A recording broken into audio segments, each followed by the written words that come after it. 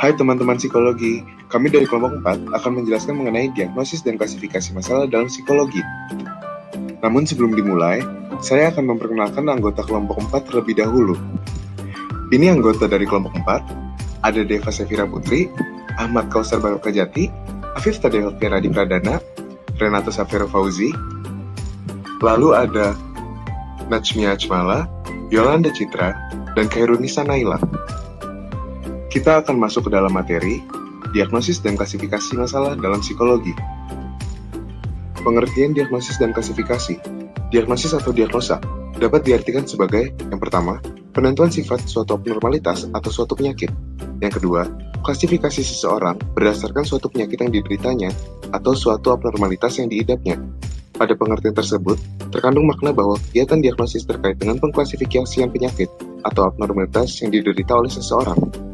Psikodiagnosis atau psychological diagnosis adalah suatu istilah umum yang berkenaan dengan proses-proses pengidentifikasian suatu problem emosional atau problem tingkah laku dan pembuatan suatu statement tentang status klien saat ini. Sedangkan untuk klasifikasi sendiri, ialah sebuah cara peneliti untuk mengorganisir, mendeskripsikan, serta menghubungkan dengan disiplin keilmuannya termasuk psikologi. Yuk kita simak sejarah klasifikasi. Klasifikasi muncul pada DSM-4 atau biasa didengar dengan Manual Diagnostik dan Statistik Gangguan Mental. Klasifikasi direvisi beberapa kali, mulai dari DSM-1 hingga sekarang ini. Klasifikasi dikembangkan dari klasifikasi Kraepelin dan diperkenalkan pada tahun 1952. Klasifikasi dipublikasikan oleh APA atau American Psychiatric Association. Berikutnya ada tujuan klasifikasi masalah psikologis. Yang pertama, komunikasi. Memungkinkan dan memudahkan para ahli untuk berkomunikasi tentang suatu gangguan tanpa harus membuat daftar panjang dari tanda-tanda suatu gangguan. Yang kedua, ada kontrol atau pengendalian. Membuat preferensi terhadap munculnya gangguan serta untuk memilih atau mengubah terapi terhadap klien. Yang ketiga, pemahaman. Memahami penyebab gangguan, proses terjadinya, dan mengapa gangguan tersebut bisa muncul serta bertahan. Sekarang kita masuk ke psikosis. Apa itu psikosis? Psikosis adalah gejala umum dari banyak penyakit jiwa. Kondisi itu menyebabkan seseorang menjadi terpisah dari kenyataan dan berhalusinasi. Penderita menjadi sering mendengar dan melihat sesuatu yang tidak ada. Dalam kasus yang jarang terjadi, mereka bahkan mungkin menyentuh atau merasakan hal-hal yang tidak ada. Hal ini terjadi karena mereka tidak mengetahui mana yang nyata dan mana yang tidak. Mereka cenderung bereaksi terhadap situasi yang berbeda dan menunjukkan perilaku abnormal. Misalnya, mereka mungkin berdebat dengan orang yang tidak ada. Jenis-jenis psikosis yaitu yang pertama, psikosis organik.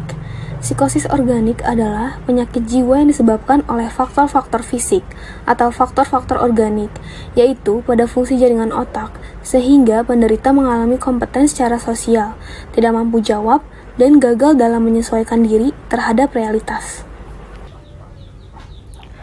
Jenis-jenis psikosis yang termasuk psikosis organik yaitu yang pertama, alkoholik psikosis, yang kedua drug psikos, yang ketiga traumatik psikosis, dan yang keempat demensia paralitika. Psikosis fungsional adalah gangguan jiwa yang penyebabnya bukan berasal dari faktor-faktor non-organik, tanpa kerusakan struktural ataupun adanya kondisi biologis yang dapat diketahui menjadi penyebab kondisi mental yang buruk. Psikosis fungsional merupakan penyakit mental yang parah, berat, dan ada kesalahan dalam penyesuaian fungsional seseorang, sehingga ia mengalami pemecahan kepribadian secara sosial, tidak mampu berhubungan dengan dunia luar, terputus dengan kenyataan hidupnya sendiri, dan tidak mampu untuk berfungsi secara sosial. Yang kedua ada psikosis mania depresif. Merupakan kekalutan mental yang berat yang berbentuk gangguan emosi yang ekstrim. Yang ketiga ada psikosis paranoid.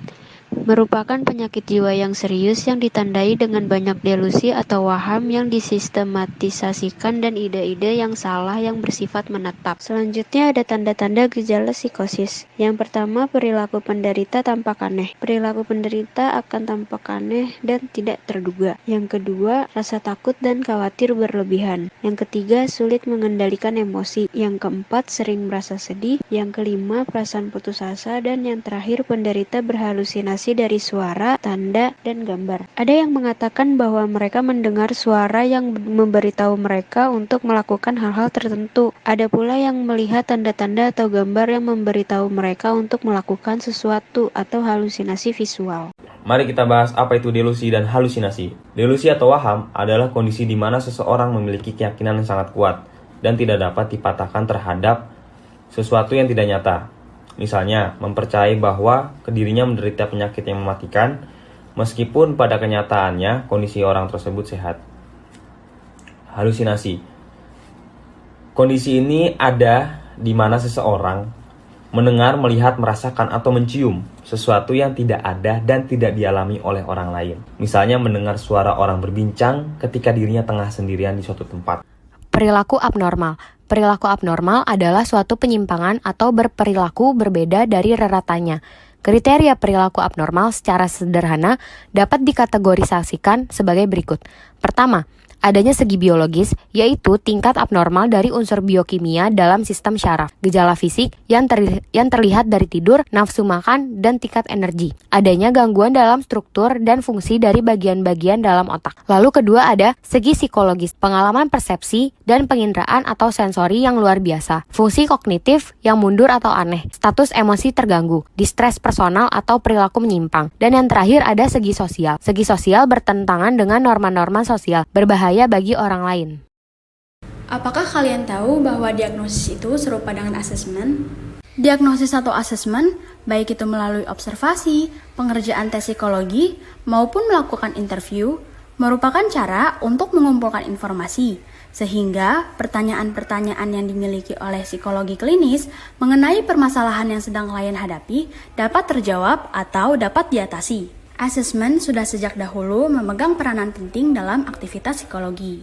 Pengertian DSM, Diagnosis and Statistical Manual, dalam ICD atau International Classification of Disease dan DSM atau Diagnosis and Statistical Manual of Mental Disorder. Digunakan istilah mental disorder. Diagnosis and Statistical Manual of Mental Disorder atau DSM-1, DSM-2, DSM-3, DSM-4, dan DSM-5 pada tanggal 18 Mei 2013. Ref yang dibuat oleh American Psychiatric Association atau APA. DSM-4 merumuskan gangguan mental sebagai sindroma atau pola perilaku yang terjadi pada individu, dan sindroma itu dihubungkan dengan adanya pertama, adanya distres atau simptom menyakitkan, kedua, adanya disability, dan ketiga, adanya kehilangan kebebasan. Nah, diagnosis itu ada tingkatannya loh. Tingkatan diagnosis akan ditentukan berdasarkan berat atau ringannya gangguan yang dialami. Dalam DSM-4 atau biasa disebut dengan Manual Diagnostik dan Statistik Gangguan Mental, karakteristik gangguan mengacu pada 5 aksis. Aksis 1 hingga 4 merupakan penggolongan jenis gangguan, sedangkan aksis 5 memberikan gambaran tentang fungsi individu dalam kehidupan sehari-hari. Ringan atau parahnya tingkat gangguan yang dialami